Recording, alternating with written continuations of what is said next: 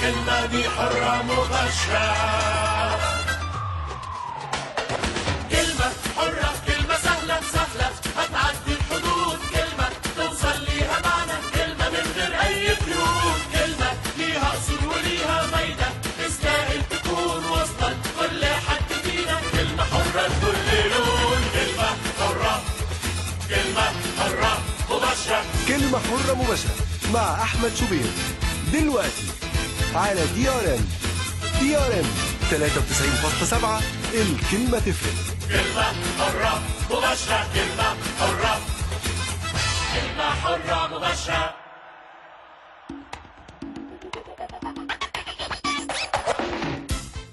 بسم الله الرحمن الرحيم. صباح الفل والجمال، صباح السعادة، صباح الرزق الحلال عليكم جميعا. كلمة حرة مباشرة النهارده معاكم، ومعانا اخبار كتيرة جدا، ومعانا موضوعات في غاية الاهمية، ومعانا تليفونات كمان هتعجبكم لانها كلها باخبار وكلها بموضوعات. لكن تعالوا زي ما اتفقنا وتعودنا نبدأ دائما وابدا باهم الاخبار بس بطريقتنا. عندنا طبعا موجز اخبار على راس الساعه كل يوم، لكن او كل ساعه، لكنه خلينا اقول لكم اخبارنا ايه.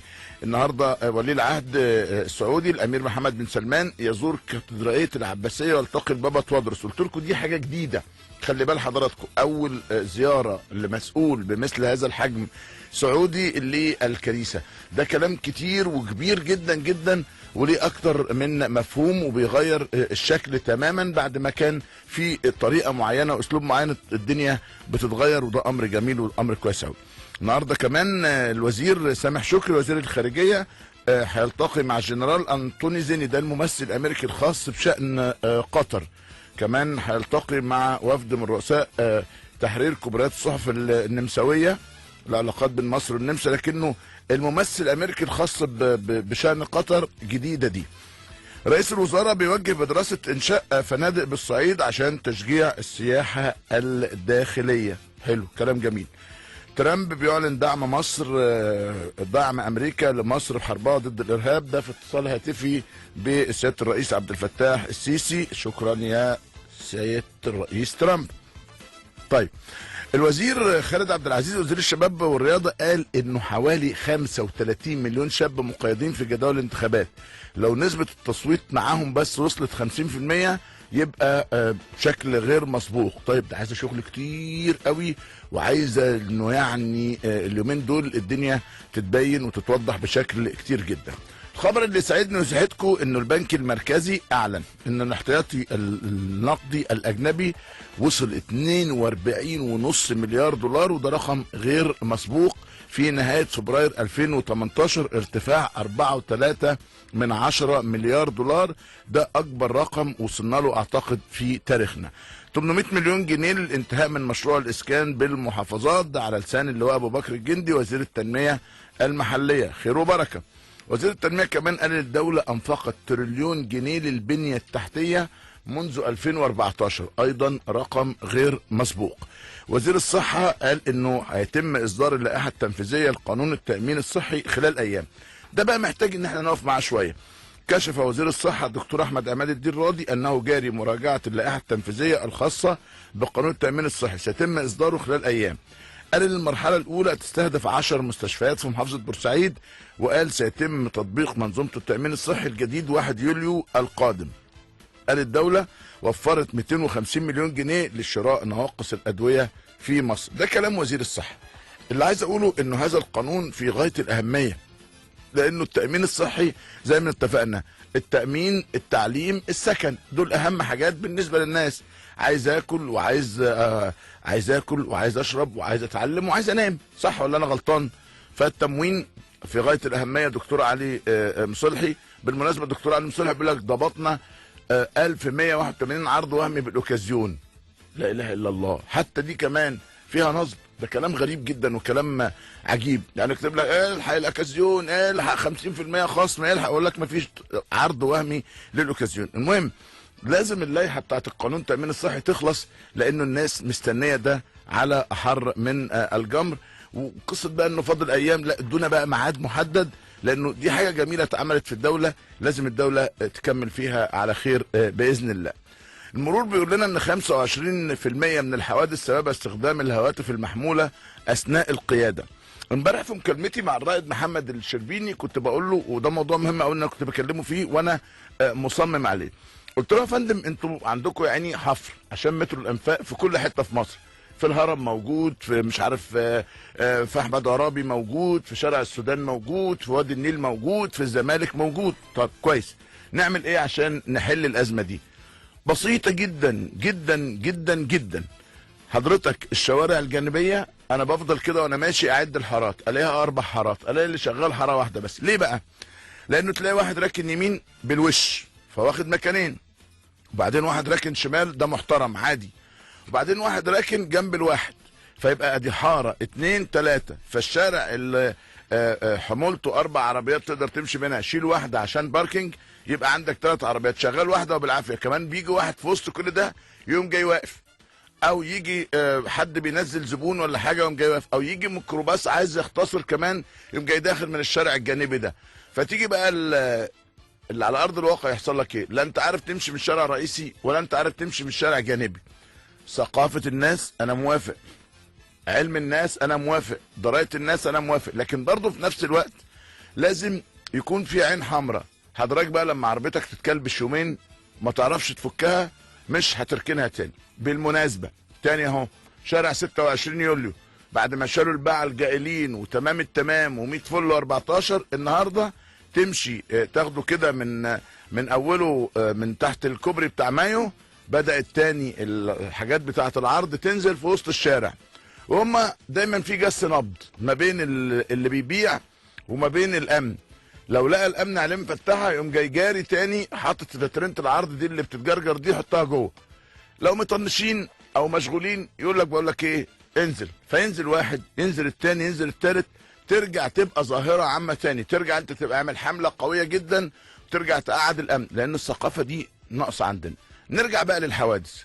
المحمول اللي شغال ده، ما هو انا بقى لو اتلب لبه جامده لما يعني النهارده فعلا وانت بتتكلم في المحمول بس بجد تاخد لك 1000 جنيه طازه يا باشا، يا اما تسيب عربيتك ويمشي كده، سيب حضرتك المفتاح العربيه ويمشي.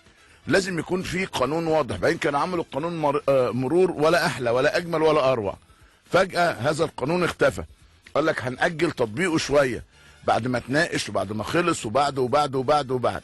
ارجو ان الحاجات دي لازم تبقى يعني بقوه شويه عشان الدنيا تمشي بشكل حلو. كان في ازمه مياه شرب بمدينه فوق بكفر الشيخ، المحافظ اللي هو سيد نصر قال انتهت.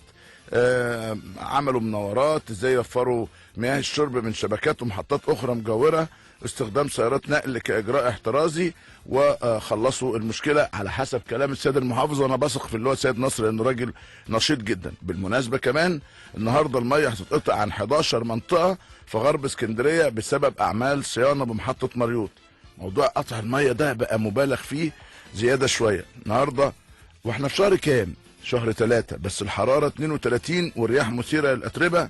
ربنا يستر يا رب والدنيا تمشي على خير، ما بقاش في عندنا جو الحراره العالي اللي موجود على غير عادته في هذه الاوقات من السنه. خلينا نروح لاول فاصل كده، وكنت عايز اقول لكم الدنيا برد بس طلعت الدنيا حر، ما عايز استعبط بس مش عارف استعبط. خلينا نروح لاول فاصل ونرجع لحضراتكم على طول.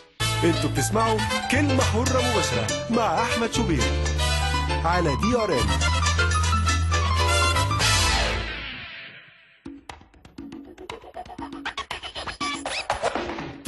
اهلا بكم من جديد اعزائي المستمعين. طبعا اتصالاتكم بينا على 1770 SMS على 9370، احنا التردد بتاعنا 93.7، وبعتوا لنا موقعنا drn.fm. مستنين تليفونات حضراتكم. ايه رايكم في مكالمه حلوه كده على الصبح جميله، مكالمه فيها جرعه رياضيه، جرعه كرويه، جرعه ممتعه. ميدو صباح الفل يا ميدو. صباح الفل يا كابتن شوبير، الف مبروك. الله يخليك يا حبيبي، بنجور كومنت ريفو. صباح صباح بيان ميرسي. شفت الفرنساوي شغال 100 100 ازاي؟ خلي بالك معايا، طلياني شغال، فرنساوي شغال، اسباني شغال، كله 100 100. بتعمل ايه في باريس؟ انا موجود في باريس بس كنت في بلجيكا الاول وبعد كده لسه هنتكلم عن بلجيكا. قول لنا باريس، قول لي حكايتك ايه؟ لا والله لسه يعني بارلي فرنسي. يلا يلا يلا انا جاي اتفرج على ماتش كده اتفرج على ماتش باريس وريال مدريد ان شاء الله بكره. وبعد كده رايح ويلز عشان في حاجات، في بعض الاجراءات في الرخصه التدريبيه بنهيها في ويلز. بعد كده ارجع تاني بقى. كابتن شوبير حضرتك سامعني؟ سامعك زي الفل. بقول لحضرتك انا ان شاء الله جاي ماتش بكره باريس وريال مدريد ماتش العوده، وبعد كده رايح ويلز لانهاء بعض الاجراءات في الرخصه التدريبيه في ويلز. هايل. وبعد كده ارجع تاني اتفرج على ماتش باريس ونيس يوم 10 الدوري، وارجع مصر يوم 11 باذن الله. اوعى تخون العهد وتشجع باريس بكره، احنا مدريديين للنهايه. لا لا مدريديين للابد. لا يعني معلش، الكلام اللي بنسمع انك هتدرب هناك كل ده جميل، لما تدرب يا ريس كلنا هنشجع عندك هناك. خليك جدع يا ميدو. لا خليك جدع، خليك جدع يا ميدو. ميدو قول لي حكايه تدريب فريق الشباب في باريس سان جيرمان، هل هي حقيقيه؟ لا والله هو بص يعني يعني بعض المفاوضات بدات من فتره، ولكن لسه ما فيش يعني خدنا بعض الخطوات، ولكن ان شاء الله اول لما تبقى الامور يعني يتضح لها المعالم الاساسيه باذن الله هعلن ايه هي الخطوات او ايه هو اللي هيحصل. ولكن زي ما حضرتك عارف ان لسه بدري، الموسم يعني بينتهي في وسط شهر 5، لسه اكتر من شهرين. خلال الشهرين دول بنشوف ايه هي النقط اللي هي المفروض ان احنا ممكن نتفق عليها، ولكن لسه بدري قوي ان احنا بس انت قريب من ده. في الكوره كابتن شوبير اللي اتعلمته في الكوره بعد كل التجارب دي ان انت مش قريب من اي حاجه الا ما توقع. تمام، موافق. الكوره وغير الكوره. ما توقع. نعم. الكوره وغير الكوره كمان. لكن يعني لا الكوره بالذات يعني علم مش دايما بيبقى فيه متغيرات بتحصل. فانا طول عمري ما اعلنش حاجه ويبقى في اي حاجه لما امضي عقود والدنيا تبقى جاهزه. صحيح. ساعتها يبقى في اعلان. ولكن في حاله حدوث يعني الخطوه دي اعتقد ان هي تبقى خطوه جيده في الكارير بتاعي كمدرب شاب. ودي وخطوه الانتقال لاوروبا انا كنت كلمت حضرتك عليها قبل كده. ده صحيح. ان انا يعني شغال عليها بقالي سنوات. انا رجل بحصل على الدراسات التدريبيه من الويفا. برافو عليك. بقالي اكتر من 3 سنوات ووصلت للدرجه المتقدمه بتاعتها في اخر درجه باذن الله. وده خد مني مجهود كبير جدا وسفر وحاجات كتيره جدا ومذاكره ودراسات وحاجات كتيره جدا، لان حلمي انا بحلم ان انا اكون اول مدرب عربي وافريقي يدرب في التوب ليفل وفي الدوريات الكبرى. وده حلم صعب، ولكن بتمنى ان انا اقدر احققه ان شاء الله. بس لازم نخس شويه يا ميدو، كل ما هكلمك واشوفك اقول لك لازم نخس. والله شغال. شهرين 3 وهتتفاجئ. طيب الشهرين 3 دول بقالهم 3 سنين معاك، مش عارف كل مره تقول شهرين. لا شهرين 3 المره دي هتتفاجئ بجد. طيب حلو، يا رب ان شاء الله. طيب عايز اسالك تكريمك في جنت اعتقد كان شيء بالنسبه لك مشرف وجميل. انا كنت سعيد جدا ان الجمهور فاكرني بعد مرور 18 عام. يا خبر. كنت سعيد جدا ان انا اقابل الموظفين بتوع النادي والمسؤولين بتوع النادي، وعايز اقول لك ان هم يعني نفس الناس موجوده. من هم رئيس النادي هو السبورت دايركتور هو حتى الموظفين بتوع العمال بتوع غرف خلع الملابس هم يعني في ناس موجودين من زمن طويل. وكنت سعيد جدا ان الناس اللي في البلجيك مش ناسيين اللي انا عملته مع جنت. كان استقبال جميل جدا، والحقيقه رجع للواحد ذكريات جميله. وانا حريص على دايما على التواصل مع مسؤولين الانديه اللي انا لعبت معاها، وخاصه الانديه اللي الواحد الحمد لله ادى فيها بشكل جيد ونجح فيها. نعم. يعني وفخور بالتطور اللي حصل لنادي جنت. نادي جنت حصل على بطوله الدوري. انا لما كنت بلعب في جنت على فكره كان جنت نادي صغير جدا. مظبوط. كان جنت نادي يعني من الانديه انديه ليها تاريخ كتاسيس وكده، ولكن كان نادي يعتبر صغير في الدوري. نعم. ما شاء الله جنت دايما دلوقتي بيشارك في اوروبا، حصل على بطوله الدوري الموسم قبل الماضي. نعم. بنى استاد جديد هو افضل استاد في بلجيكا ملك الجنت. فسعيد جدا بالتطور اللي حصل للنادي، وفخور ان هم دلوقتي بقوا من الانديه القمه في الدوري البلجيكي. وان شاء الله في الفتره اللي جايه دايما هيبقى في تواصل بيني وبين الانديه اللي انا لعبت فيها وشاركت فيها، لان انا في وقت من الاوقات يعني كنت مخطئ بان انا قطعت الاتصالات بس برافو عليك. برافو عليك. الناس الجميله اللي انا يعني استمتعت معاهم في الكارير بتاعي في اوروبا. فدلوقتي الحمد لله في تواصل مره ثانيه بين الانديه، وفي رايي ان ده شيء مهم جدا. جميل. الاهلي مع منانا الجابوني الساعه 8 بكره، شايف الماتش ازاي؟ الاهلي بصراحه يعني ما يخافش عليه. الاهلي ما شاء الله استقرار كبير جدا فني وطبعا اداري، لكن الفني بشكل كبير. كابتن حسام انا بعتبره افضل مدرب في مصر في الوقت الحالي، لان عنده توازن كبير جدا ما بين الواقعيه وما بين الاداء الهجومي وبشكل ايجابي، وده مهم في بطولات افريقيا، وعنده طبعا خبرات كبيره جدا في بطولات افريقيا. فالاهلي ما يتقلقش عليه، لان لعيبته ما شاء الله لعيبه عندها خبرات ولاعيبه لعبت في المواقف دي قبل كده. فان شاء الله باذن الله الاهلي قادر على تخطي هذه العقبه. واكيد لو طرحت الاسماء اللي موجوده في بطوله افريقيا ابطال الدوري هذا الموسم، اكيد الاهلي هيكون احد المرشحين الاساسيين للوصول لنهائي البطوله.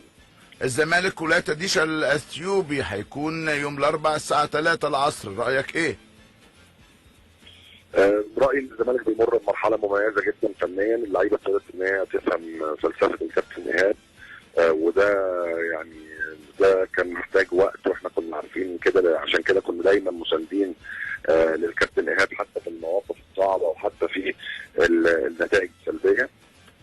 عندي بعض التخوف على نادي الزمالك في بطوله افريقيا، خاصه في الادوار الاولى، بسبب قله خبره لاعبيه في بطولات افريقيا. ده نمره واحد. نمره اثنين، اسلوب اللعب اللي كابتن ايهاب بيلعب بيه في بعض الاوقات في افريقيا، خاصه في الادوار الاولى والملاعب السيئه، ممكن ان هو يعني يحتاج في وقت من الاوقات لبلان بي.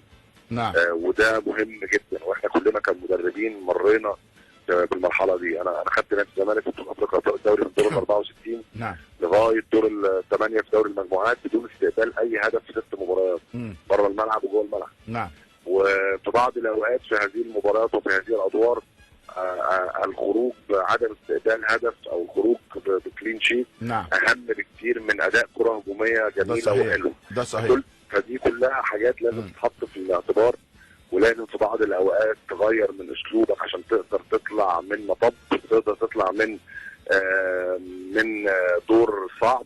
لان الادوار الاولى بالنسبه او الادوار التمهيديه بالنسبه للساده المشاهدين والمتابعين بتعتبر سهله نظرا للفوارق بين قيمه المنافسين وتاريخهم، ولكن على ارض الواقع بتبقى ادوار صعبه جدا، محتاجه تركيز ومحتاجه خبرات ومحتاجه في بعض الاوقات ان انت تستخدم الاساسيات وتهتم بيها قبل الاهتمام بالتفاصيل الصغيره. طيب المصري مع سيمبا التنزاني في تنزانيا ان شاء الله برضو بكره الساعه 5 بتوقيت القاهره.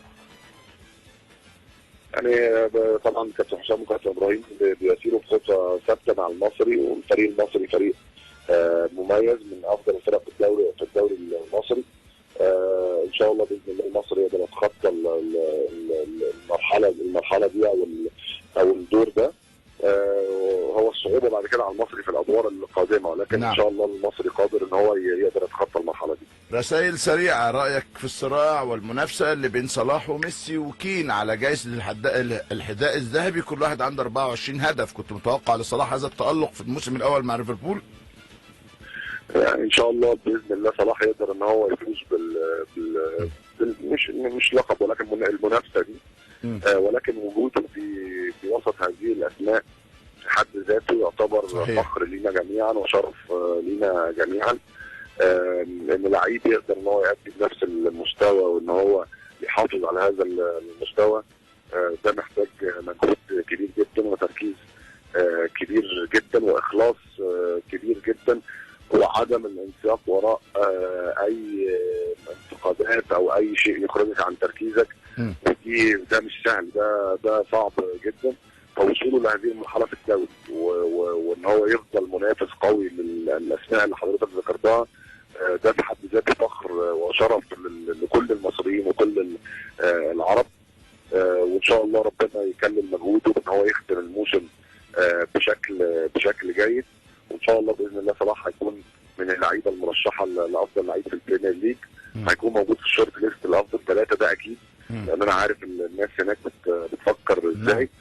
وزي ما الموسم قبل الماضي كان شرف للعرب ان رياض محرز يفوز بافضل لاعب في البريمير ليج، انا في رايي ان صلاح باذن الله قادر على الفوز بافضل لاعب في البريمير ليج هذا الموسم. يا رب. لو انت مكان احمد فتحي وعبد الله السعيد تعمل ايه؟ رسالتك ليهم ايه؟ شورت مسج كده. يعني والله هم في موقف مش سهل، لان عندهم عروض اكيد جيده، لان هم لعيبه كبار ولعيبه صنعوا تاريخ كبير جدا مع منتخب مصر والنادي الاهلي. اتمنى ان هم يستخدموا عقلهم، ولكن في نفس الوقت ما ينسوش قلبهم. في بعض الاوقات القرارات دي، في بعض الاوقات ان انت تجد التوازن بين قلبك وعقلك هو بيكون افضل. لو انت موجود كنت هتبقى بالقلب ولا بالعقل؟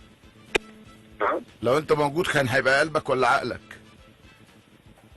لكن يبقى في توازن. يعني انا برضو في وقت من الاوقات او اوقات كتير اخذت قرارات بقلبي فقط وندمت عليها بعد كده. فلازم يبقى في توازن العقل والقلب. يعني امن نفسك بشكل كويس، دور على افضل عرض ليك ولمستقبلك ولعيلتك، ولكن في نفس الوقت تفتكر ان المادة مهمة، ولكن في حاجات في الدنيا لا تقدر بثمن. يعني فبتمنى لهم التوفيق في اتخاذ القرار، لان القرار صعب جدا مش سهل. يوقعوا ولا ما يوقعوش الاهلي؟ قول لي ولا لا؟ لا ما كنتوا يوقعوا ولا ما يوقعوش الاهلي؟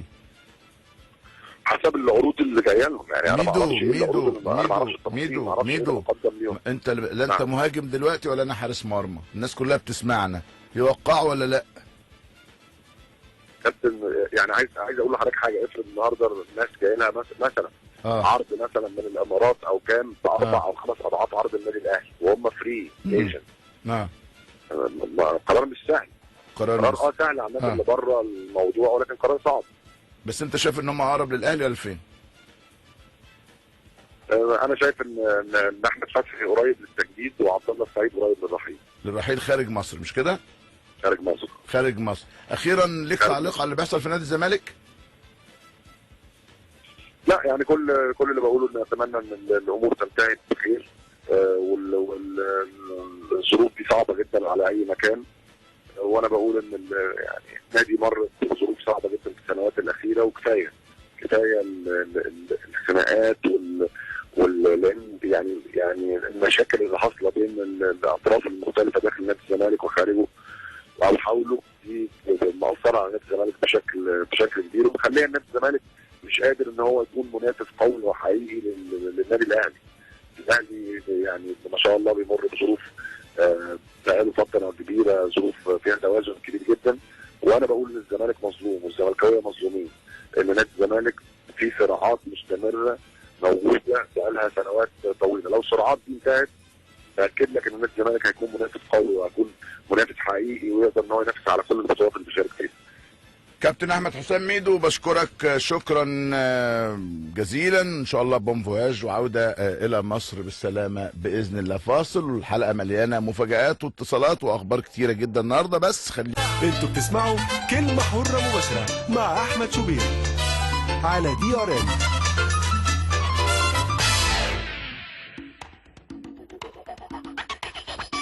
دايما معاكم اعزائي المستمعين على DRN. النهارده معانا احمد منير، كريم السيد، 2 مهندسين صوت ولا احلى ولا اجمل. صباح الفل عليكم، منورين ومشرفين. وفريق اعدادنا وليد عبد السلام وعبد الحميد فراج ودانيال جورج وايه حمروشي برضو دايما عاملين شغل زي الفل. عايزين تخشوا كوره ولا نستنى شويه؟ عايز افكركم بس الالو عندنا على 1770 والاس ام اس على 9370، واحنا ترددنا 93.7. دايما معاكم ودايما ابعتوا لنا واحنا موجودين مع حضراتكم. اخبار رياضه كده بسرعه. امبارح كان في استقبال للمهندس خالد عبد العزيز وزير الشباب من المهندس شريف اسماعيل رئيس الوزاره.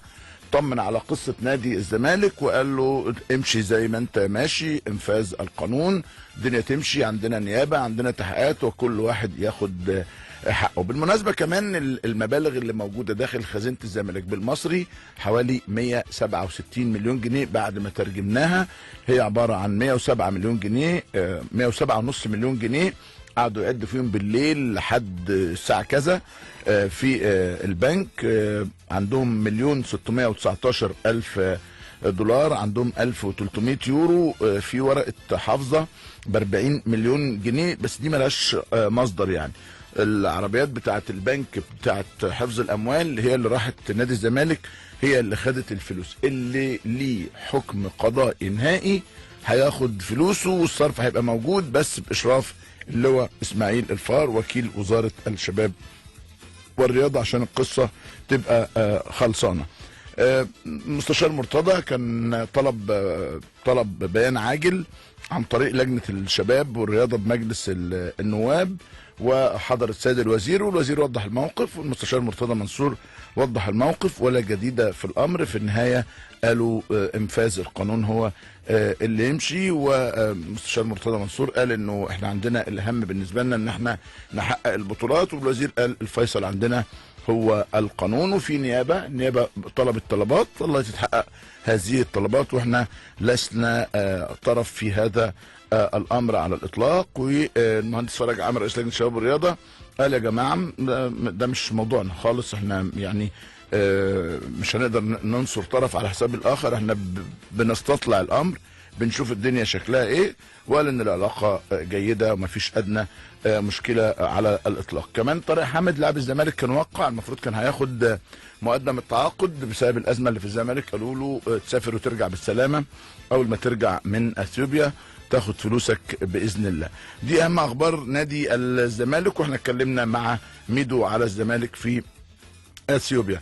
خبر مهم جدا من الامارات، من نادي الجزيره الاماراتي، محمد عبد الرحمن الخضيري المتحدث الرسمي لنادي الجزيره نفى جمله وتفصيلا اي نيه لفريقه للتعاقد مع عبد الله السعيد.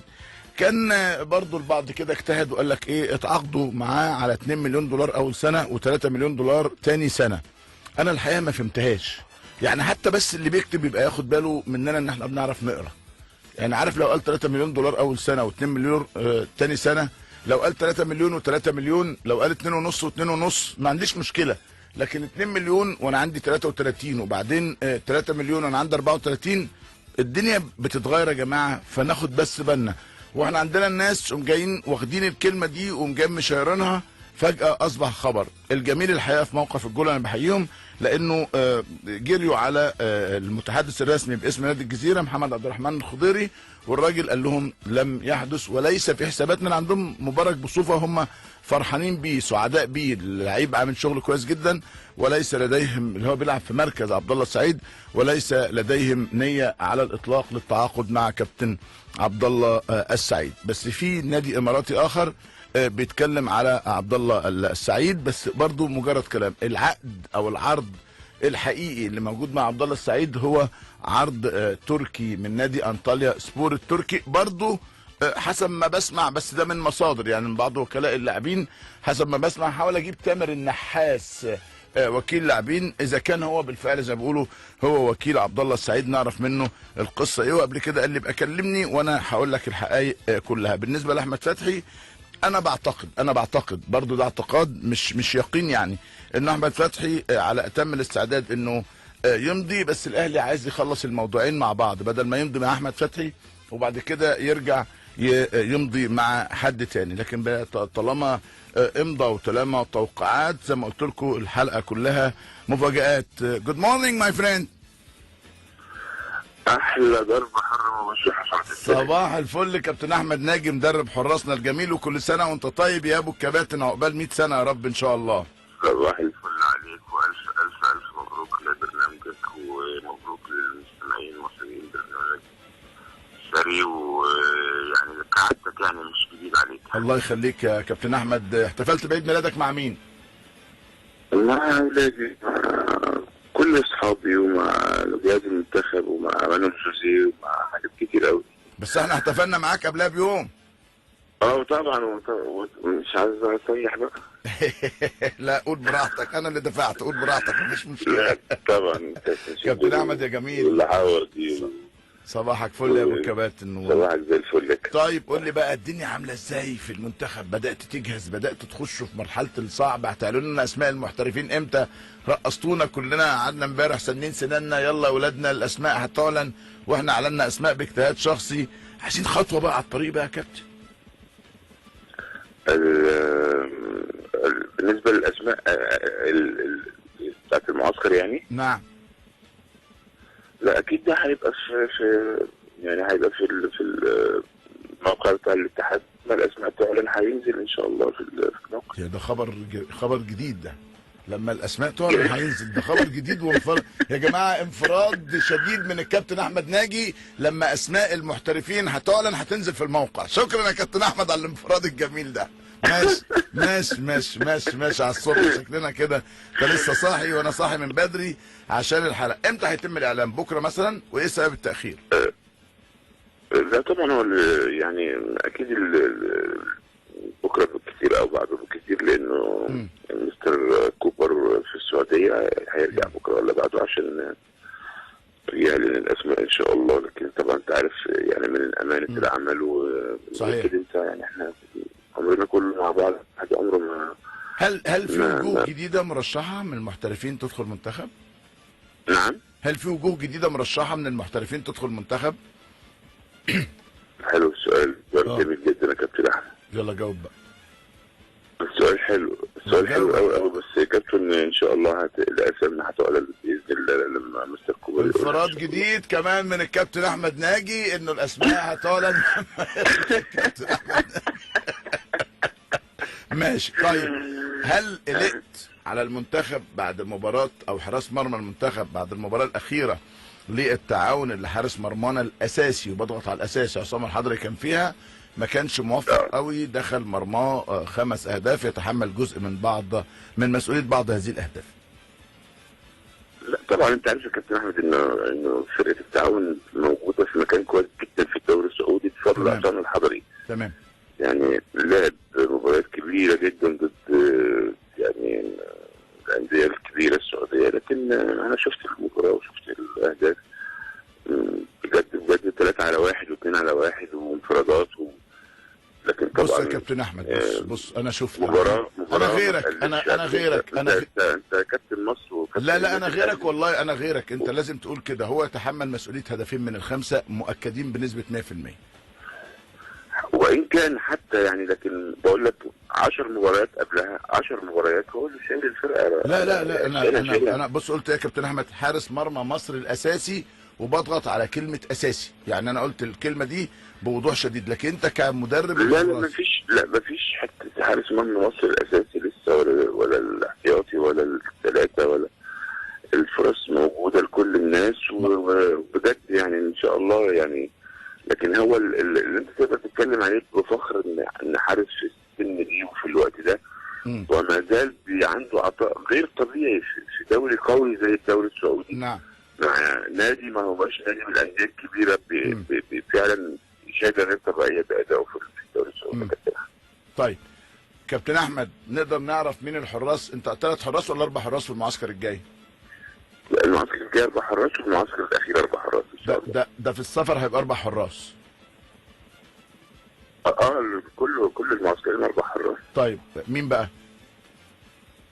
سهل ده سؤال سهل. مين بقى يعني مين بقى؟ ترجموا يا جماعه، ترجموا السؤال يا جماعه. مين الحراس ال4 اللي في المنتخب؟ تحبوا بالانجليزي ولا بالاسبانيولي ولا قول لي؟ لا طبعا في قوامنا معروف وحراسنا معروفين والفتره اللي جايه ان شاء الله ربنا يسلمهم، لانه يعني المنطق يقول ان احنا مسؤولين عن رفع معنويات النادي وحراسه المرمى، فما نقدرش يعني بايدينا احنا نقول مين ومش مين. وبكره في ماتشات في الدوري وبعد الاسبوع الجاي في ماتشات في الدوري وربنا يسلمهم يا رب ان شاء الله ويعافيهم وسلام، وان شاء الله الاختيار يبقى كل الناس تعرف ان شاء الله لما يعلن رسميا ان شاء الله. وادي انفراد جديد يا جماعه كمان من الكابتن احمد ناجي. الراجل الحقيقه مش حارمنا من حاجه خالص.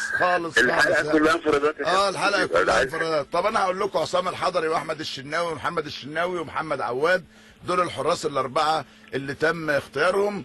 كابتن احمد ناجي عايز يقول قول، مش عايز يقول ما يقولش، هو حر في انه يقول او ما يقولش. بيتدلع علينا عشان لسه محتفل بعيد ميلاده ال 33 وبالتالي بيتدلع علينا. انا عمري ما اتدلع عليك يا كابتن حبيبي يا كابتن احمد، لكن انت عارف امان من امانه العمل. طبعا طبعا بقالنا بنشتغل عمرنا ما خدنا امانه العمل ولا تجاوزنا حدودنا ولا، لكن طبعا يعني باذن الله بمشيئه ربنا سبحانه وتعالى اي حد هيقع للاختيار انا متاكدين تماما انه هيكون على قدر كبير من المسؤوليه، وان المسؤوليه كبيره جدا في رفع علم مصر في محفل دولي زي كاس العالم ان شاء الله. كابتن احمد ناجي صباحك فل، بشكرك شكرا جزيلا. ومن مكالمه لمكالمه تامر النحاس وكيل اللاعبين، صباح الفل يا كابتن تامر.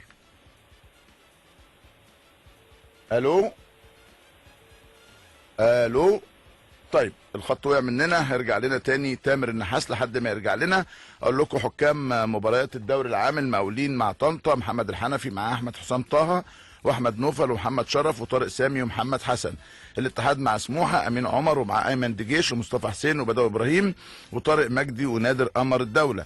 الانتاج الحربي والداخليه ابراهيم نور الدين احمد الفار عادل ابو الفتوح سيد محمد احمد واحمد حمدي ومبروك نبيل. تامر النحاس يرجع لنا من جديد. صباح الفل يا كابتن تامر. تامر وتامر مزعل حد فيكم زعل تامر؟ طب حد مزعل التليفون؟ طيب هنرجع تاني لتامر النحاس لانها مكالمه في غايه الاهميه. عايزين نعرف منه ايه اللي بيحصل في قصه عبد الله السعيد باعتباره وكيل عبد الله السعيد. بنقول لشيكابالا كل سنه وانت طيب يا نجم يا جميل. شيكابالا اللي اتولد سنه 86، شيكابالا ابن قريه الحصايه بمحافظه اسوان، من اشهر من اهم اللعيبه. شيكابالا على فكره خض عده تجارب احتراف ما بين اليونان وما بين البرتغال وما بين الان السعوديه وما بين الامارات، لكنه الحظ بتاعه مش على قد موهبته، اللي عطاؤه مش على قد امكانياته. شيكابالا لعيب اللي بدأ سنة 2002 مع غزل المحلة وسجل فيها هدف وخد أفضل هدف في الموسم كمان في هذا التوقيت. يعني شيكابالا على فكرة كان عنده عرض من جنت البلجيكي اللي كان فيه ميدو، بس الزمالك رفض في التوقيت ده عشان 150,000 دولار بس كان الرقم. لعب مع باوك 27 مباراة منها 23 مباراة في الدوري. لعيب هايل مع المنتخب الحقيقه، لعب مع منتخبات الناشئين والشباب والعسكري والاولمبي والاول، لكن عدد مبارياته مع المنتخبات قليله جدا خاصه مع المنتخب الاول. يشاء السميع العليم انه في الاخر الدنيا تمشي معاه بشكل جيد وانه يبقى مع المنتخب ويسجل اخر هدف لمصر في تصفيات كاس العالم قدام غانا. نرجع له بالف سلامه ان شاء الله ويرجع مصر بالف سلامه وباذن الله يكون متالق ويكون هداف. تامر النحاس صباح الفل يا تموره. السلام عليكم. عليكم السلام ورحمه الله وبركاته. يا كابتن احمد صباح الخير. صباح الفل يا ابو الكباتن، اخبارك ايه؟ الله يكرمك، الله يبارك فيك يا كابتن، امرك. قول لي ولا تخبيش يا تامر، انت وكيل عبد الله السعيد ولا لا؟ بص يا كابتن، انا حاليا مش وكيل عبد الله السعيد. انا كنت وكيل عبد الله السعيد في اهم فتره في حياته، وهو انتقاله من الاسماعيلي للاهلي، وهو التجديده اللي عملها الاولانيه مش الثانيه. نعم. كنت انا مع عبد الله، بعدها احنا اصدقاء، وهو كان له رؤيه ان التجديد في النادي الاهلي ممكن ما بيبقى الارقام محدده بشكل ما، فمش محتاج حد يتفاوض له في هذا الموضوع، فبقينا اصحاب واصدقاء وكده. فانا مش وكيله فايه، بس انا عندي بعض المعلومات ممكن تساعد حضرتك شويه. قول لي بقى المعلومات. حاضر. هي النقطه ببساطه ان عبد الله السعيد بقى له 7 سنين في النادي الاهلي. اول عقد عمله اللي احنا كنا عاملينه سوا، وبعدين كان 3 سنين فاتوا العقد الثاني عمله. كانت الظروف في مصر كلها الارقام كانت قليله جدا، صحيح. فعمل عقد برقم قليل يمكن 2 وحاجه بسيطه، وعمره ما تفاوض مع النادي الاهلي في ارقام. ماشي. يعني كان الاهلي يقول له احنا السقف بتاعنا القيمه كذا، كان بياخده وخلاص. العقد الثالث اللي عمله في النادي الاهلي برضه، النادي الاهلي قال له احنا هنجدد 2 سنين بس والقيمه الماليه كذا، وعبد الله برضه وافق على هذا الكلام. طبعا الظروف الماليه والتعويم والدولار والعروض الخارجيه اللي بتيجي من بره كان لها تاثير شويه. جاله بعض العروض في السنه الاخيره دي، ونتيجه النادي الاهلي كان يبحث عن الاستقرار والبطولات، فرفض تماما ان عبد الله ينتقل، وده حق النادي الاهلي. وايه نظر النادي الاهلي لمصلحته ومصلحه الفريق، وكان عبد الله يعني وافق طبعا وكمل، وبيبذل كل الجهد زي ما الناس كلها شايفه ان هو كان محور اساسي فيه ما يحدث هو وزمايله في بطولات وانتصارات الاهلي او حتى منتخب مصر. نعم. والفترة الأخيرة في يناير اللي فات جاله برضه عروض خارجية من الخليج، والنادي الأهلي برضه رفض. فعبد الله لما النادي الأهلي كلمه في التجديد مؤخرا طلب أرقام هو شايفها من وجهه نظره انها مناسبه ليه في الفتره دي، في الفتره العمريه اللي هو فيها الناس كلها. نقدر نقول ارقام؟ يعني انا مش هقدر اقول ارقام، بس هو طلب رقم يعني ايه بالدولار. طلب رقم والله؟ يعني لما تيجي تحوله للمصري هيبقى رقم اكتر من مليون دولار فعلا؟ لا تقريبا نفس الرقم، يعني تقريبا حوالين هذا الرقم ده. قال ده الارقام اللي جايه لي من بره وجاي لي اكتر منها بكتير، لكن انا لو هقعد في الاهلي هيبقى هذا الرقم اللي يناسبني، لان عمر عبد الله في يونيو القادم هيكمل 33 سنه بمنتهى البساطه. ده طلب عبد الله، حلو قوي يا فندم. ده طلب عبد الله. فالوقت عبد الله عنده بعض العروض اللي كانت جايه من السعوديه توقفت شويه، لا مفيش في السعوديه، عروض جايه من الامارات. وهو حاليا يعني اظن ينتظر عرضا كبيرا من احد الانديه الاماراتيه اللي والله ما اعرف هو مين، يعني انا شخصيا ما اعرفش هو مين وما حاولتش اتدخل في الجزيره نفوا امبارح يا تامر. لا مش الجزيره، بس ايه النادي انا مش عارف. والعين اظن ان حسين هيكمل، اظن ان حسين بما يؤديه من خلاص. احنا بنتكلم غالبا مثلا في الوحده. نعم يعني بنتكلم في والله ما اعرف. لا ما انا عارف فعلا ما اعرفش. طيب لكن انا بس بتكلم في نقطه يا كابتن، هي نقطه ان لابد ان الجماهير يعني تستوعب تماما ان في الاخر هو احتراف، وان دي وظيفه يؤديها اللاعب بيبحث فيها عن مصلحه، والعمر بيختلف. يعني لو عبد الله السعيد وهو عنده 25 سنه لما الاهلي قال تعالى امضي، مضى بنصف ما كان جاي له من نادي الزمالك. سؤال واضح، هل عبد الله ممكن يوقع في نادي تاني مصري غير الاهلي؟ لا مستحيل. كويس. طب يعني ده شبه مستحيل. سؤال واضح تاني لان لازم اجري عشان موجز الاخبار. هل عبد الله السعيد اقرب للامارات، اقرب لتركيا، ولا اقرب للتجديد في النادي الاهلي؟ لا هو اقرب الى الامارات، لان زي ما قلت لحضرتك العرض المالي اللي ممكن يعرض عليه من هناك، وده طبعا يعني مش حاجه مش محتاجه نقاش، يعني كبير جدا. وانا اظن ان هو يعني بعد السنه او السنتين اللي هيمضيهم هناك، اذا كان ما زال في الصحه قوه وكده وهيعود لمصر، سيعود للنادي الاهلي هيمضيهم هناك. يبقى اذا تامر النحاس بيقول ان عبد الله السعيد اقترب من الامارات، لكنه بياكد تامر انه مش هو وكيل عبد الله السعيد، لكن تجمعه صداقه قويه بيه. اسئله واجابه سريعه جدا. ايهاب جلال مرتاح في الزمالك؟ يعني الحمد لله كانت البدايات طبعا على ما الفريق، لان كانت الماتشات كل 3 ايام، وفكر ايهاب محتاج شويه شغل عشان الناس تستوعبه. لكن الفتره الاخيره وللامانه حتى والنتائج ما كانتش ماشيه بصوره جيده، كان يلقى كل الدعم من مجلس الاداره ورئيسه المستشار مرتضى، وهو حاليا يعني يعيش فتره جيده جدا في مسيرته التدريبيه في نادي الزمالك. حضرتك اكدت ان حسين الشحات مكمل في العين خلاص تمام كده بنسبه كبيره بما يؤديه من مستوى.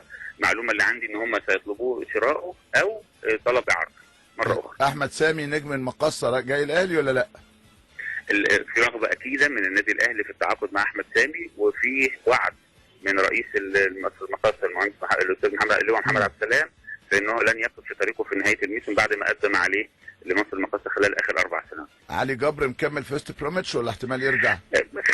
خلينا نقول يا كابتن ان الموقف اللي في وست بروميتش مخليه مش قادرين ناخد اي انطباع. يعني هو علي اعاره مش كده؟ علي اعاره بنيه البيع، مع ان انا اظن ان هبوط وست بروميتش ممكن يبقى في صالح علي جبر. ليه بقى؟ لان المدافعين الاخرين مليون في المية هيتباعوا، اللي هو ايفنز اللي جنب علي احمد حجازي، وغالبا احمد حجازي، فغالبا هيبقوا محتاجين مساك، فممكن يبقى علي جبر هو اختيار بالنسبه لهم امثل اللي هم هيحصلوا مبالغ كبيره جدا من بيع الاثنين اللي انا قلت عليهم حجازي وايفنز، ولكن علي جبر ممكن سعره بالنسبه لهم يبقى مناسب جدا. تامر النحاس بشكرك شكرا جزيلا. المكالمه محتاجه تعليق ولكن بعد الموجز.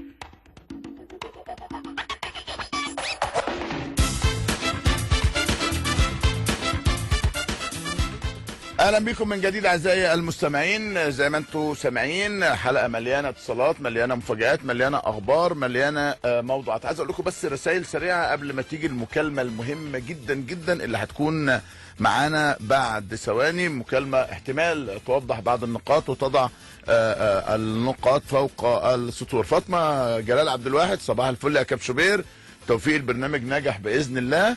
اشتقنا لك يا كابتن الصبح، مبسوطين ان انت رجعت تاني. بشكرك يا فاطمه شكرا جزيلا. احمد طاهر ان شاء الله الاهلي يكسب ويقدم مردود جيد والزمالك يكسب اهلاوي. رمضان عبد العزيز، على فكره يا كابتن ارضيه استاد القاهره محتاجه شغل شويه، لازم يكون في اهتمام اكتر بيها. وائل بدوي، صباح الفل يا كابتن شوبير، اتمنى الاهلي يكسب بسكور كويس ان شاء الله 3-0 الاهلي ده اهلاوي جدا. الاهلي دايما كسبان ان شاء الله. لو ما قلتش هزعل واجيب ناس تزعل. يا عم احمد يا شاعر نقدر نزعلك؟ ده انت على راسنا من فوق. محمود ابراهيم مبروك يا كابتن، باذن الله برنامج موفق. اتوقع فوز الاهلي وفوز الزمالك ان شاء الله. ما حدش ليه بيقول يا جماعه توقعات المصري. احمد بناجي السرحاني اسمه كده، يا جماعه انا زملكاوي، علينا كمصريين دعم جميع الانديه المصريه اللي بتلعب في افريقيا. ان شاء الله فوز الاهلي والزمالك والمصري. خلينا مكالمه في غايه الاهميه. صباح الفل يا ابو الكباتن. صباح الخير يا كابتن شوبير. منور الدنيا يا كابتن حسام البدري المدير الفني للنادي الاهلي. اخبارك يا ابو الكباتن؟ الله يخليك يا كابتن شوبير. الحمد لله يا كابتن، وموفق دايما كده ان شاء الله. الله يخليك كابتن. بسم الله ما شاء الله يا كابتن. الموسم الماضي دوري، كاس، سوبر، نهائي افريقيا. بالتاكيد كان نفسك في الرباعيه او الخماسيه كمان، كان هيبقى فيها السوبر الافريقي، لكن اعتقد من اكثر المواسم توفيقا واداء للنادي الاهلي يا كابتن حسام. والله طبعا الحمد لله. يمكن الموسم دوت او الموسم الحالي اللي احنا فيه الحمد لله طور الاداء بشكل كبير طبعا. ودائما انا بقول ان درجه الانسجام طبعا والوقت بيبقوا عوامل مهمه جدا في اداء الفريق وانعكاس النواحي الفنيه بشكل افضل من العام السابق طبعا.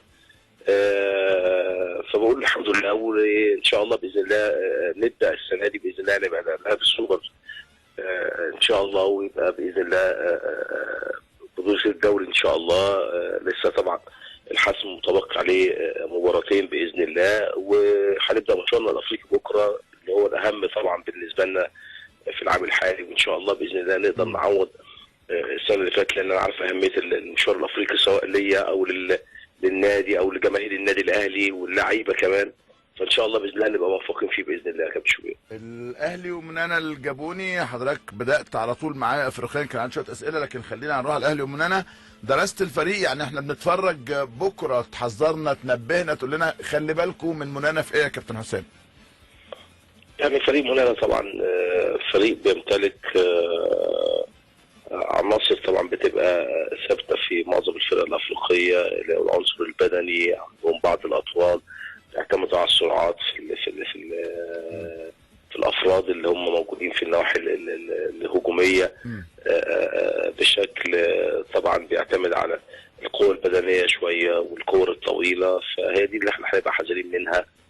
بيعتمد برضه على الزياده العدديه في الحته ديت، فان شاء الله باذن الله اتفرجنا اكثر من مره انا واللاعبين، والنهارده بنخش المعسكر النهائي وهيبقى فيه برضه المحاضره النهائيه النهارده الفنيه النهائيه، بعكس طبعا محاضره الغد الخاصه بالمباراه. فان شاء الله باذن الله نبقى موفقين باذن الله. وضربه البدايه مهمه جدا بالنسبه لنا، واحنا عارفين ان دي المباراه الاولى وعندنا لسه مباراه عوده ان شاء الله، فان شاء الله ربنا يكون موفق ونعمل نتيجه كويسه ان شاء الله. عبد الله السعيد هيلعب؟ موجود ان شاء الله وجاهز للمباراه باذن الله. موجود وجاهز، بس لسه ما قررتش شكل نهائي اذا كان يشارك ولا لا. لا مقرر بنسبه كبيره ان شاء الله. عبد الله هيبقى موجود ان شاء الله. هيكون موجود. ايه بقى حكايه الاشاعه اللي طلعت انه تم تجميد عبد الله السعيد؟ لا مفيش طبعا، انا سمعت الموضوع ده ومفيش طبعا شيء من ده خالص، ولا عبد الله ولا فتحي طبعا. يمكن انا الاشاعه وصلت لي ان في تجميد لعبد الله وفتحي، الكلام ده طبعا بعيد عن الصحه خالص. وانت عارف طبعا اسلوب النادي الاهلي وتفكير النادي الاهلي والناس اللي مسؤوله في النادي الاهلي ما بيبقاش ده تفكيرها خالص. واعتقد بشكل كبير ان شاء الله موضوع التجديد باذن الله سيتم بشكل يعني ان شاء الله هينتهي. يعني انا من وجهه نظري انه هينتهي ان شاء الله في القريب العاجل، لكن اعتقد برضه يمكن وجود المباراه الافريقيه هو برضه اللي معطل الدنيا شويه، لان كلنا مركزين سواء كجهاز او لاعبين او اداره النادي. لكن باذن الله ان شاء الله انا بقول ان التجديد لعبد الله وفتحي ان شاء الله اعتقد ان مش زي ما الناس مصوراه يعني. والله طب ده خبر حلو. كابتن اكيد بتتكلم مع الاثنين دول ولادك في النادي بحكم ان انت مدربهم، يعني سيبك من فرق السن، لكنه كلمه حضرتك انه موضوع التجديد اقرب مما الناس تتخيله، ده يعني كلام جميل الناس بتسمعه. اكيد حصل كلام بينك وبين عبد الله، واكيد كلام بينك وبين احمد فتحي. طمن الاهلاويه. واكيد طبعا يعني في بعض الاحيان لابد ان انا اتابع الموضوع طبعا، لكن يمكن مش بشكل مركز، لان هو يعني عارف ان برضه الشق الاداري بيبقى هو الاقرب في الموضوع ده. نعم. لكن كلنا طبعا بنبقى مركزين وبيبقى في متابعه حتى من اداره النادي وبالاخص لجنه الكوره للموضوعات ديت، وبنتكلم كتير وبيوصل لي الكلام اللي بيتقال طبعا، لان ده بيبقى فيه جزء من برضه من المنظومه بتاعتنا اللي لابد ان احنا نتابعها. وعبد الله وفتحي لعيبه طبعا تاريخهم مشرف جدا طبعا مع النادي الاهلي، وانتوا كتير النادي الاهلي، وبيهمنا كلنا طبعا ان هم يتواصلوا ويبقوا موجودين ان شاء الله، وفي تواصل ان هم يكملوا مع النادي الاهلي. لكن اعتقد ان الفتره الاخيره دي حصل فيها متغيرات كثيره على المستوى العام للكوره في مصر، وبالذات اما بيكون في تنافس في انديه القمه، اما بيكون في شيء جديد برضه زي الفرص اللي جات لبعض اللاعبين للاحتراف الخارجي او الاعارات الخارجيه. دي متغيرات لابد ان احنا نؤمن بيها ونحطها في الاعتبار. صحيح. ولابد يبقى فيها منطقيه طبعا في تفكيرنا، لانه من فتره لفتره بيحصل متغيرات، لازم احنا يبقى عندنا مرونه في المتغيرات ديت. فاعتقد ان برضه من حق اللعيبه دي اللي هي يعني تقول وجهه نظرها، ومن حقنا احنا كمان ان احنا نقول وجهه نظرنا وتتقارب وجهات النظر ان شاء الله، وفي الاخر طبعا تبقى لمصلحه الاهلي باذن الله. وانت محتاج الاثنين جدا في فرقتك. اكيد طبعا، اكيد محتاجينهم طبعا. طيب حسام البدري هيجدد امتى مع النادي الاهلي؟ لا، حسام البدري تحت رهن اشاره النادي الاهلي، لكن انا ما فتحتش الموضوع خالص لغايه دلوقتي. لكن انا اتسالت قبل كده يا كابتن شوبير، وقلت ان انا تفكيري كله مع النادي الاهلي، وتركيزي مع النادي الاهلي، ورغبتي وحبي للنادي الاهلي.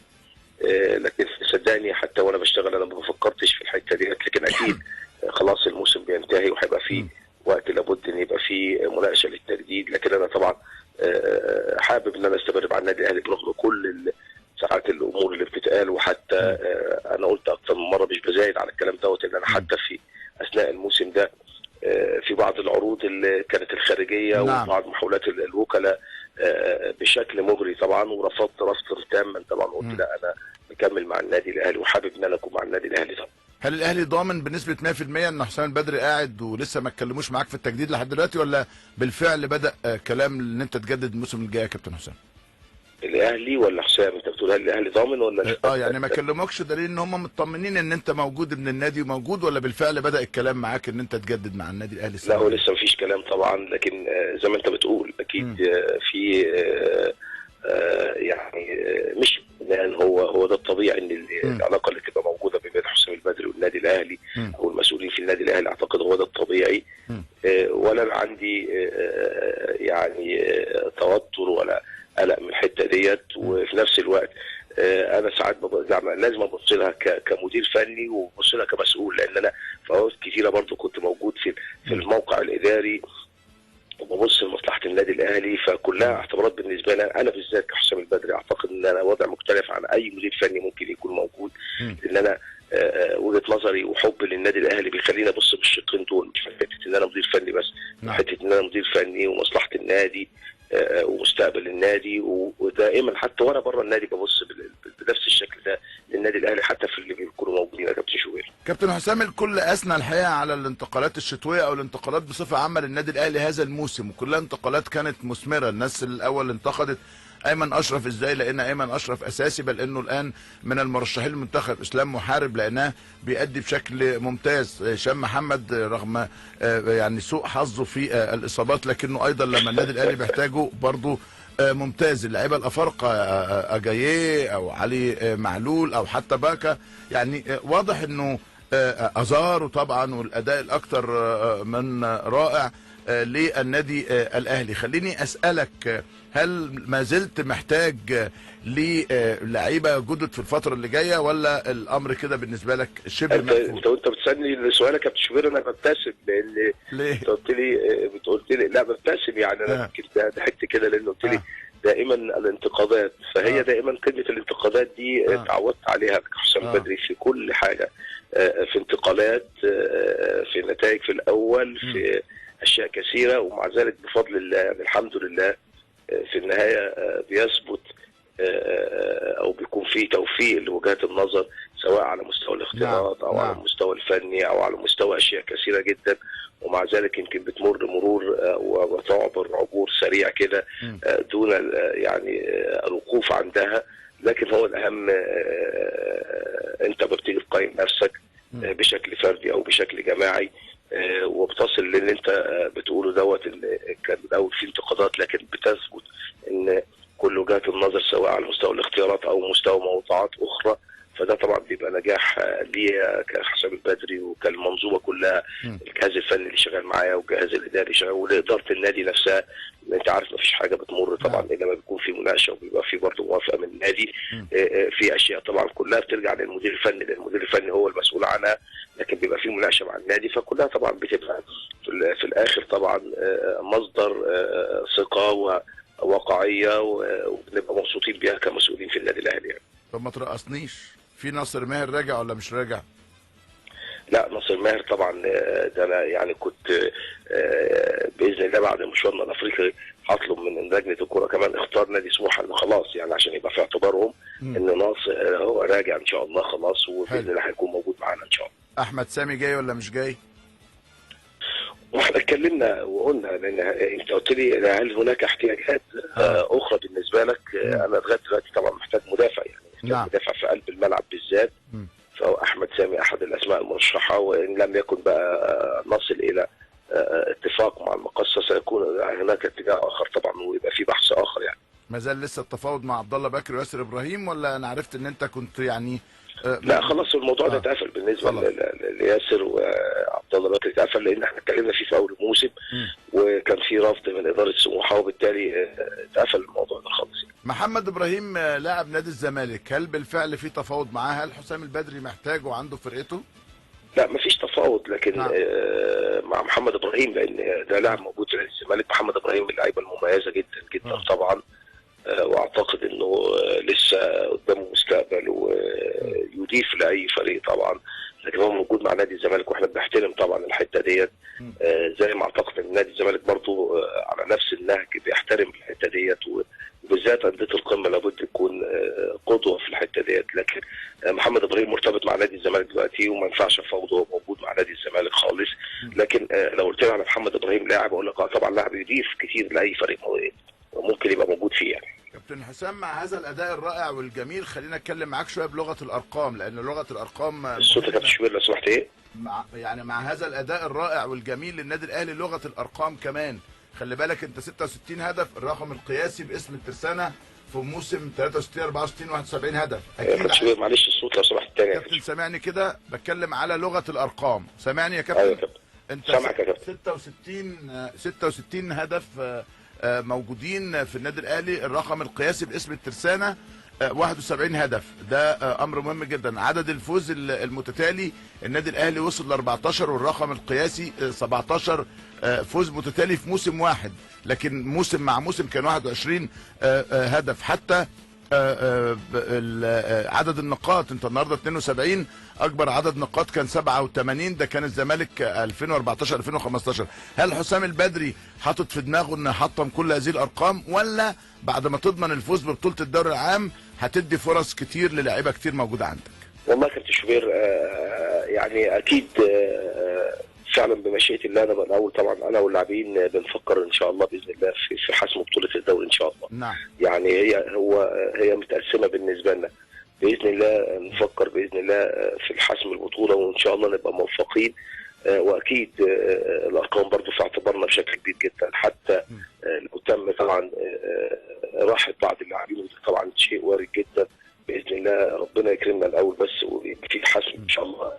وارد جدا ان في بعض هيبقى في فرص بعض اللاعبين، هنفكر برضه ان شاء الله باذن الله وقتها طبعا ان احنا نعمل نتائج كويسه ونعمل ارقام كويسه برضه، والكل يبقى متفاهم الكلام ده، لكن كل الكلام والاعتبارات دي ان شاء الله باذن الله في دماغنا انا واللاعبين واتكلمنا فيها، لكن باذن الله خطوه خطوه ان شاء الله ونفكر الاول في الحسم ونبقى موفقين باذن الله.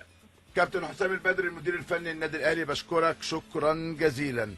ما زالت الاتصالات موجودة زي ما حضراتكم شايفين وسامعين، وما زالت الانفرادات موجودة. طلعوا بقى كلام كتير جدا من كلام الكابتن حسام البدري، طلعوا اخبار كتيرة جدا من كلام كابتن حسام بدري. هرجع ان شاء الله بعد الفاصل الخصها لكم، هيكون عندنا برضه اتصالات تانية ومفاجآت جديدة. دايما معاكم اعزائي المستمعين كلمه حره مباشره على دي ار ان 93.7. ومستنيين رسائل حضراتكم، مستنيين مكالمات حضراتكم، الرسائل على 9370 اس ام اس، الالو على 1770 وترددنا 93.7. خليني كده اروح معاكم شويه لمنتخبنا الوطني. اول مباراه لينا مع مين يا جماعه في كاس العالم؟ مع اوروجواي. طيب اوروجواي، عايز تعرف شويه عن اوروجواي؟ برضو لازم نبقى عارفين الدنيا ماشيه ازاي في اوروجواي. اوروجواي اللي في امريكا الجنوبيه، جنوب البرازيل، شرق الارجنتين، مونتفيديو هي العاصمه. عندهم كام مليون؟ احنا عندنا 103 104، هم بقى الاربعه اللي فوق ال100 بتوعنا. يعني احنا رسميا 100 وشويه، او اخر حاجه كان اعلان كان 100، واحنا بنزيد في السنه حوالي 2 مليون. هم 4 مليون نسمه. الاوروجوايين بيتكلموا اسباني كلهم زي امريكا اللاتينيه. تاسسوا سنه 1900، احنا تاسسنا 1928. اوروجواي تصنيفها العالمي 22، مش بعيد قوي عننا. الاوروجواي 13 مره في نهائيات كاس العالم. الاوروجواي اول نسخه لكاس العالم سنه 30 كانت على ارضهم، خدوا البطوله، ودي كان لها قصه كبيره. على فكره كاس العالم الاولاني دوله زي انجلترا قالت لك كاس عالم؟ كاس عالم يعني ايه؟ احنا بتوع كاس عالم، احنا اللي اخترعنا الكوره، كاس العالم يجي عندنا احنا ما نروحلوش. وكانوا غضبانين وزعلانين ومتضايقين، وقال لك لا احنا ما نلعبش في كاس عالم. ده كانت النظره، وكان عدد الفرق المشاركه قليل، لكن اتحسب لهم انه اول كاس عالم فاز بيها اوروجواي. زي مثلا كاس افريقيا، اول دورتين كانوا 3 و4 منتخبات، مصر والسودان واثيوبيا، كان المفروض معاهم جنوب افريقيا، بس السياسه العنصريه خلتهم بقوش موجودين، فبقى مصر والسودان واثيوبيا اول دورتين، ومصر فازت ب 57 59. بدات تزيد بعدين دلوقتي بقت تصفيات وبقت لحد ما وصلنا للرقم اللي انتم شايفينه، بل انه زودوهم في النهائيات الى 24 فريق بعد ما كانوا 16 دوله في البطوله الافريقيه. كمان سنة 50 رجعوا خدوا كاس العالم، يعني عندهم كاس العالم مرتين، ابطال مرتين، مربع الذهبي 3 مرات، اخرها كان في جنوب افريقيا 2010 في مفاجأة مدوية. لكن البطولة نفسها ما كانتش قوية قوي، لانه كان ما بينهم وما بين غانا اللي يصل الى المباراة نصف النهائية. عندهم على فكرة كمان 2 ذهب في الالعاب الاولمبية، سنة 24 في باريس وسنة 28 في امستردام. خلي بال حضراتكم احنا بنتكلم على التاريخ، يعني بنتكلم على ابطال عالم سنه 30، بنتكلم على ابطال اولمبياد سنه 24 وسنه 28، يعني تاريخ قديم. لكن هم في الجديد برضو عندهم نتائج طيبه وليست انتصارات جيده. اخر انتصار ليهم كان كوبا امريكا 2011، بتتكلم حضرتك من 8 سنين تقريبا، دي اللي كانت في الارجنتين، وكان عندهم جود لك عالي جدا، يعني بيكسب بركلات الترجيح، يكسب بركلات الترجيح، يخطف جون، لكنه في النهايه كان اسمه البطل. مشوارهم في التصفيات المونديال بدا بالفوز على بوليفيا 2-0 خارج القواعد، وانهوا بالفوز برضو على بوليفيا 4-2 وجمعوا 31 نقطه. هم قبل الارجنتين في التصفيات، صدق ولا تصدق، يعني الارجنتين كانت مهدده بالخروج لولا الماتش الاخير اللي كسبوه خارج ملعبهم. هم من 18 مباراه في التصفيات فازوا ب9، خسروا 5 وتعادلوا في 4. ده معناه انه فريق بيخسر. سجلوا 32 هدف في 18 مباراه، يعني داخل في حوالي هدفين الا شويه في كل مباراه، لكن عندهم 20 هدف في 18 مباراه. بس لازم نراعي ان 20 هدف ده انت بتتكلم على ارجنتين، بتتكلم على البرازيل، بتتكلم على كولومبيا، بتتكلم على بلاد صعبه زي بوليفيا، بتتكلم صعبه في ارتفاعها عن مستوى البحر، بتتكلم عن فنزويلا، بتتكلم عن البيرو، بتتكلم على برضو فرق لها تاريخ ولها اسم كبير جدا. طبعا كافاني نجم باريس سان جيرمان هو بيتصدر قائمة الهدافين ب10. الغريب بقى ان سواريز النجم اللي مكسر الدنيا في البارسا نص عدد اهداف كافاني، 5 اهداف فقط لا غير طبعا كافاني وسواريز. معهم جودون لعيب هايل، المدافع اتلتيكو مدريد، معهم الحارس المخضرم موسيليرا اللي بيلعب في الدوري التركي دلوقتي. الجميل بقى بالنسبه لهم ان عندهم اوسكار تاباريز، ده المدير الفني، كان قبل كده قبل 11 سنه كان بيقود المنتخب ونجح في تحقيق نتائج كتيره جدا، لكنه كان فشل انه يتجاوز استراليا في ملحق مونديال 2006. لكن خبرته ورؤيته رجعته ورجعت فرقته للواجهه القاريه، لانه الرابع في كاس العالم هو اللي موجود، بطل كوبا امريكا 2011، 132 مباراه تحت اشراف اوسكار تاباريز، 59 منها فوز، تعادل 32، خساره 42، 11 سنه مستمر.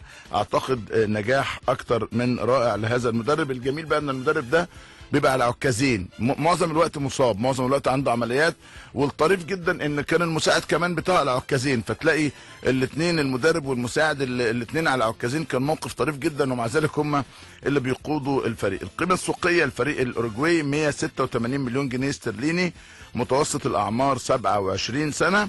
اول مباراه زي ما قلت لحضراتكم هيكون قدام منتخبنا 15 يونيو، ثم هيواجه روسيا 20 يونيو، ثم هيلعب مع السعوديه يوم 25 يونيو. ده كل ما تريد ان تعرفه عن فريق اوروجواي، لكن برضه اقول لك القائمه بالكامل عشان حضرتك تبقى معايا. وفي ناس كتيره جدا بتحب انها تحط يعني التشكيلات حسب طريقتها. خليني اروح بسرعه لاسكندريه وارجع تاني لمونتفيديو، بس بعد ما نروح اسكندريه خلينا نروح ناخد نسمه هوا كده جميله على شط اسكندريه، احلى شط في الدنيا. محمد مصلحي، استاذ محمد مصلحي رئيس نادي الاتحاد السكندري، صباح الفل يا استاذ محمد. صباح الفل عليك كابتن احمد، ومبروك، ربنا يزيدك كده وربنا يبارك لك على طول يا كابتن احمد. الله يخليك، ونهارك ابيض وجميل. طمني الجو في اسكندريه عامل ازاي؟ الجو اسكندريه جميل يا كابتن، وانت من الناس من عشاق اسكندريه، والجو اسكندريه جميل يا كابتن. جميل، ربنا يكرمك وعايزين منورها يا كابتن احمد. الله يخليك، انت منور الدنيا. طمني الفوز الاخير للاتحاد على طنطا ريح الاعصاب شويه، هدى الدنيا شويه. وجود محمد عمر ابن الاتحاد على راس الجهاز الفني ونجاحه في 3 مباريات يجمع 7 نقاط، اعتقد ده يعني خلى الدنيا تمشي بشكل افضل شويه. اتفق معاك طبعا كابتن احمد، المباراه كانت مهمه جدا. احنا بالنسبه لنا كانت مباراه عصيبه، يعني الحمد لله بفضل عند ربنا ان احنا طبعا بنكسب طنطا في طنطا، ده يعني بالنسبه لنا. شفت الطنطاويه كوره ازاي؟ شفت الطنطاويه كوره موجوده عن ازاي؟ واحسن ناس في الطنطاويه، اجمل ناس كانت. حبيبي يا استاذ محمد، حبيبي ربنا يخليك والله. يعني حبيبي، يعني فعلا شعب جميل طنطا ده، وبلد جميله. وانا بشكر طبعا من خلال حضرتك الاستاذ سيد غريب على حسن الاستقبال بصراحه، والراجل ما تاخرش علينا وما سيبناش لغايه ما مشينا خالص. فانا يعني ولكن النتيجه طبعا بالنسبه لنا نتيجه فعلا ايجابيه. نعم.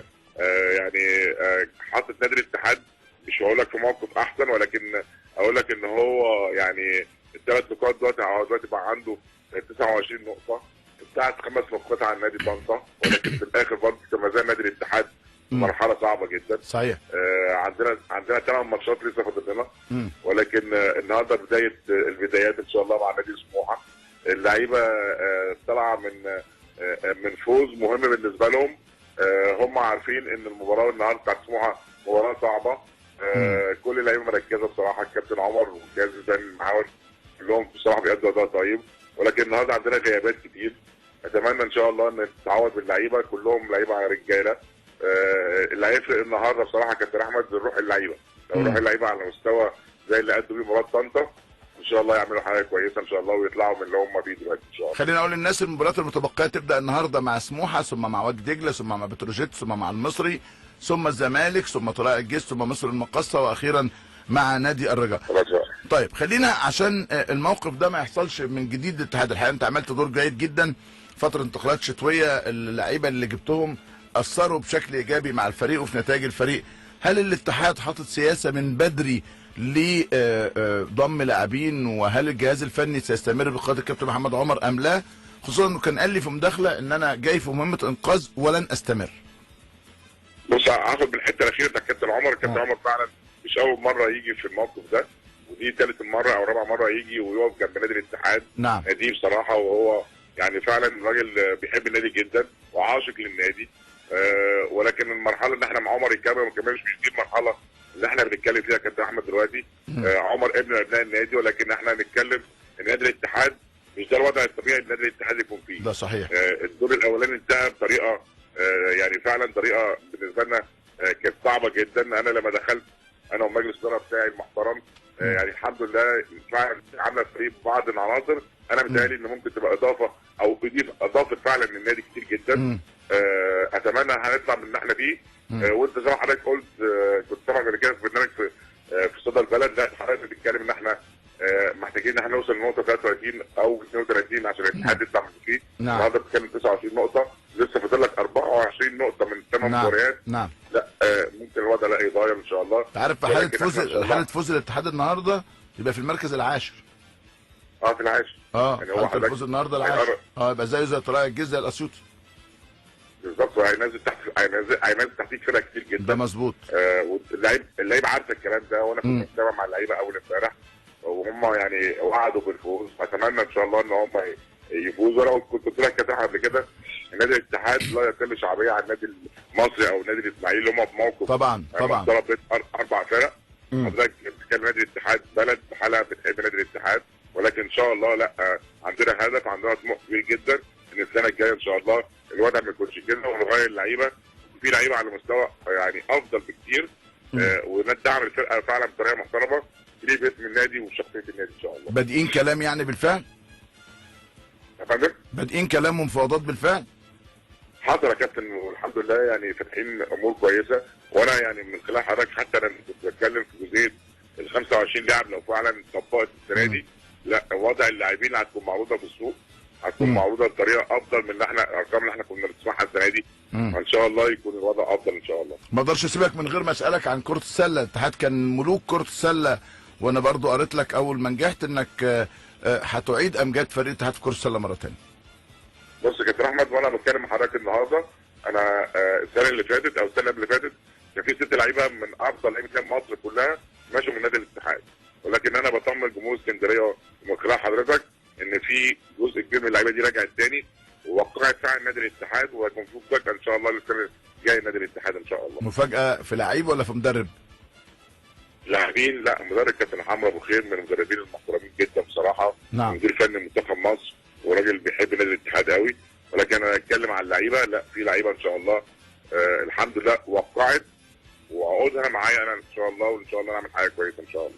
استاذ محمد مصلحي رئيس نادي الاتحاد السكندري، بشكرك شكرا جزيلا وكل التمنيات بالتوفيق. فرصه افكركم بجدول مسابقه الدوري العام. الاهلي في الصداره، الزمالك مركز ثاني، اسماعيلي مركز ثالث، المصري رابع، سموحه خامس، انبي سادس، انتاج حربي سابع، مقاولين عرب ثامن، بتروجيت تاسع، اسيوطي عاشر، طلائع الجيش 11، مصر المقاصه 12، الداخليه 13، الاتحاد السكندري 14، وادي دجله 15، طنطا 16، الرجاء 17 والنصر 18. بلغه الارقام من وجهه نظري فريق الرجاء يستحق تمثال للي حصل معاه في الدور الثاني. اقل ارقام في الدور الثاني كانت ارقام الاسماعيلي لحد ما تمكن اخيرا من الفوز على سموحه في المباراه الاخيره. نروح لفاصل ونرجع، ما زالت انفراداتنا واتصالاتنا واخبارنا مع حضراتكم على الهواء مباشره. انتوا بتسمعوا كلمة حرة مباشرة مع احمد شوبير على DRN.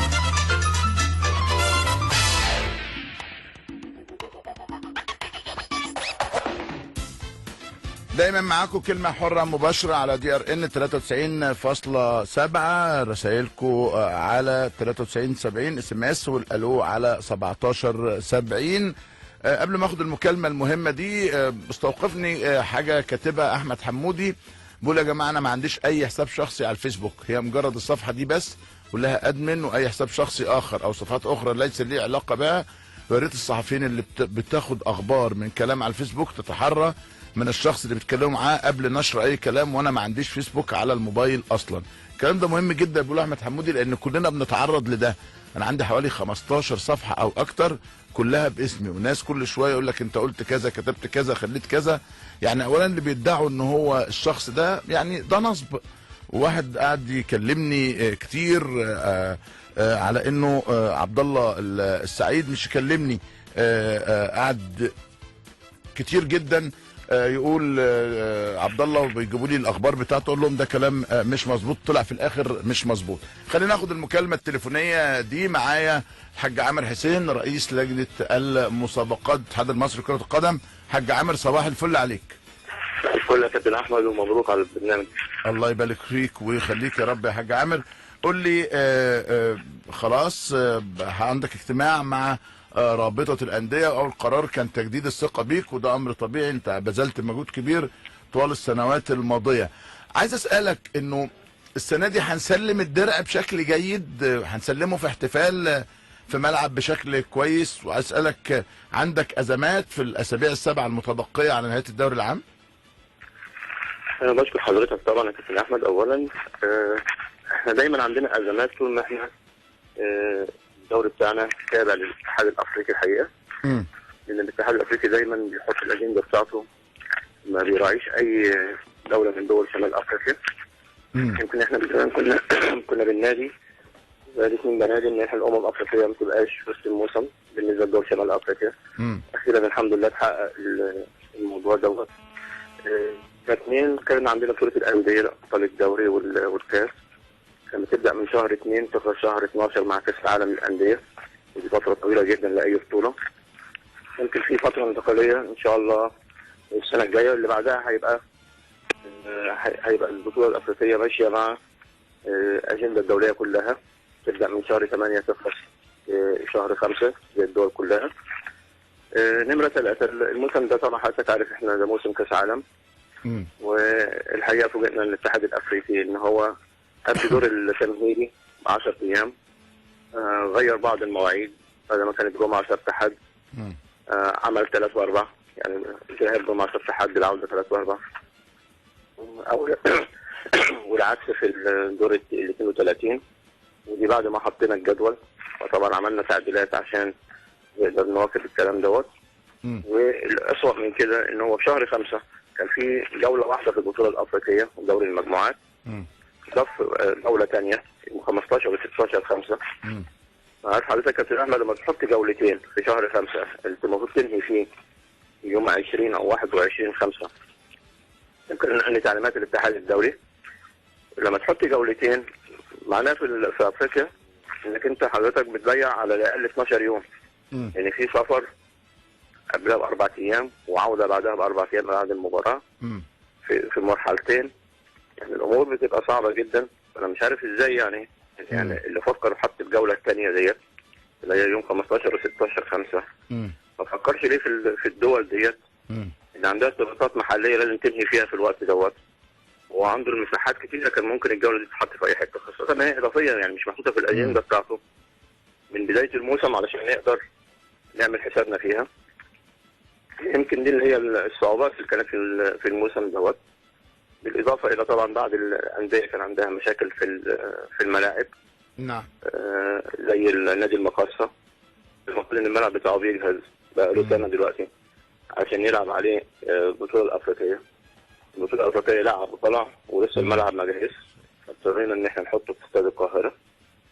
نفس الوضع نادي الاتحاد والمصري والسموحه بيلعبوا في استاد الجيش وبرج العرب. يمكن نادي الاتحاد كان بيلعب في استاد اسكندريه وكلنا فرحنا ان استاد اسكندريه اتجهز على اعلى مستوى. نعم. فنادي الاتحاد نقل مبارياته من استاد اسكندريه لاستاد الجيش وبرج العرب، ولما حب يرجع تاني من 3 اسابيع الامن رافض لغايه دلوقتي ان هو يرجع تاني لاستاد اسكندريه. هي دي الامور يا كابتن احمد اللي بتقابلنا وبيبقى فيها بعض المشاكل. بنحاول طبعا بنجتهد ونتعب علشان نقدر نعدل وما نوقفش الدوري منتظم. والحمد لله انا شايف ان السنه دي الامور يعني ماشيه على يعني احسن ما يرام متهيألي كده. طيب سؤال لانه انا وقتي بيجري، عايز اسالك البطوله العربيه هيبقى في تعارض؟ الاتحاد العربي طلب اهلي زمالك اسماعيلي، في تعارض ولا الدنيا هتمشي بشكل كويس؟ والله في اتفاق مع المهندس راني ان انا الموضوع ده جالي من 4 ايام. نعم. وجات لي المواعيد بتاعت البطوله العربيه كلها. محددين كل المواعيد تبدا من شهر 8 وتخلص شهر 5 بنظام الذهاب والعوده، ما فيش دوره مجمعه. نعم. انا بدرس المواعيد ديت، والكابتن هاني اتفق معايا لو في اي تعارض هسافر معاه السعوديه ونقدر ننسق في المواعيد.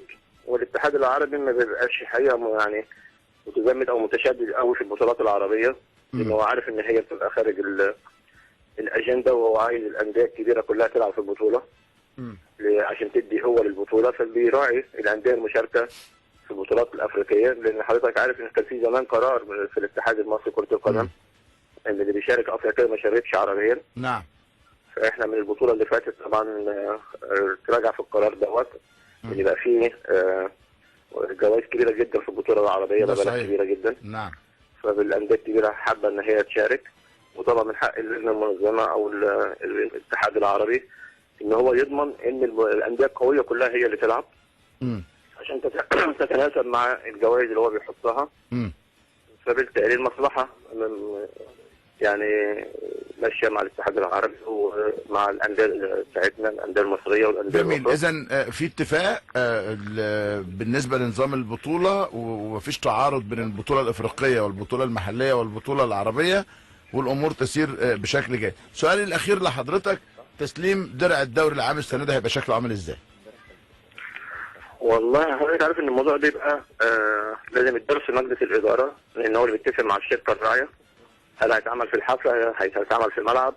طبعا هو الافضل يبقى في الملعب، فبيختاروا التوقيت المناسب والمباراه المناسبه اللي هتبقى مقامه في استاد مناسب للاحتفال دوت. نعم.